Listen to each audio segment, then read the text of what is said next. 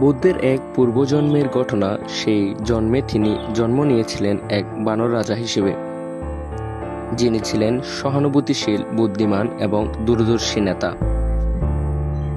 এক সময় এক বিশাল জঙ্গলে বাস করত প্রায় ৮০,০০০ বানর।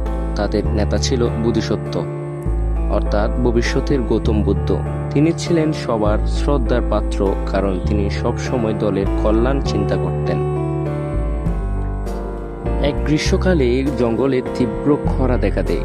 গাছের ফল ফুল শুকিয়ে যায়, নদীর পানি শুকিয়ে যায়। বানরের দল তীব্র পিপাসায় কাতর। তারা দল বেঁধে এক নতুন জায়গার খুঁজে রওনা হয়।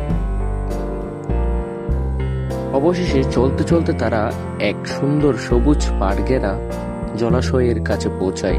বানরেরা খুশিতে আনন্দে লাফাতে থাকে, পানি পানি। তবে তাদের বুদ্ধিমান নেতা বোধিসত্ত্ব সবাইকে থামিয়ে বলেন, কেউ এক ফোঁটা পানিও পান করবে না। আগে আমি পরীক্ষা করে দেখি এটি নিরাপদ কিনা। তিনি জলাশয়ের চারপাশ ঘুরে ঘুরে দেখেন। তিনি দেখেন অনেক পায়ের ছাপ জলাশয়ের ভেতরে যাচ্ছে, কিন্তু কোনো পায়ের ছাপ বাইরে আসছে না। এই দৃশ্য দেখে তিনি বুঝে যান, জলাশয়ের মধ্যে নিশ্চয়ই কোনো ভয়ঙ্কর প্রাণী আছে, সম্ভবত একটি দানব বা রাক্ষস। এটি ভেতরে টেনে নিয়ে প্রাণীগুলোকে খেয়ে ফেলে। বুদ্ধিমান বানর রাজা জুড়ে বলেন, হ্যাঁ রাক্ষস, আমি জানি তুমি এখানে আছো, তবে আমরা তোমার ফাঁদে পড়ব না। এই শুনে এক ভয়ঙ্কর জলদানব উঠে আসে। সে বলে, তোমরা চাইলে পানি পান করো, তবে সরাসরি নয়।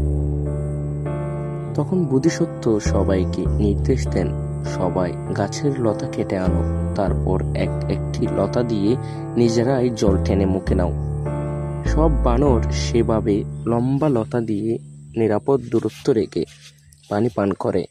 এভাবেই সবাই প্রাণে বাঁচে এবং জলদানব কিছুই করতে পারে না। সর্বশেষ এই গল্প থেকে আমরা যে মূল শিক্ষা পাই, দূরদর্শী নেতৃত্ব জীবন রক্ষা করতে পারে। বিপদে পড়ার আগে চিন্তা করা জরুরি।